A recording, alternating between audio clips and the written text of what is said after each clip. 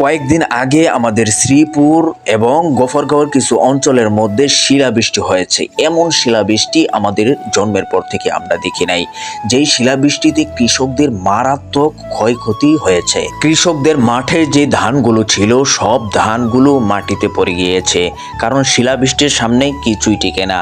এমনকি যারা পেঁপে ক্ষেত করেছে, যেমন আমি পেঁপে ক্ষেত করেছি এবং বিভিন্ন ধরনের শাকসবজি আমি আমার বাড়িতে দৈনন্দিন প্রয়োজন মেটাতে আমি এইগুলো করেছিলাম। আর এইগুলো দেখেন কি অবস্থা হয়েছে, শুধু ডাঁটাগুলো রয়েছে, পাতাগুলো কিছুই নেই, সবগুলো পড়ে গিয়েছে।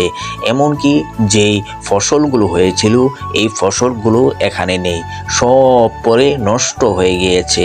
তো এগুলো দেখে আমি তো পুরাই অবাক। এমনকি আমার সহকর্মী কারি রমজান আলী সাহেবের পেঁপে ক্ষেত পুরো আর দমে শেষ হয়ে গিয়েছে। তার 5 বিঘা পেঁপে ক্ষেতের মধ্যে যেই পেঁপের চারাগুলো ছিল সব পেঁপের চারাগুলো নষ্ট হয়ে গিয়েছে। তারপরও দেখলাম সে হাসি খুশি, আলহামদুলিল্লাহ। সে বলতেছে যে আল্লাহ তাআলা যা করেছেন তা ভালোর জন্যই করেছেন। একজন কৃষক 6 মাস কষ্ট করার পর এই সোনালী ফসলগুলো যখন তার বাড়িতে তুলতে না পারে, তখন এর চেয়ে কষ্ট আর হতে পারে না।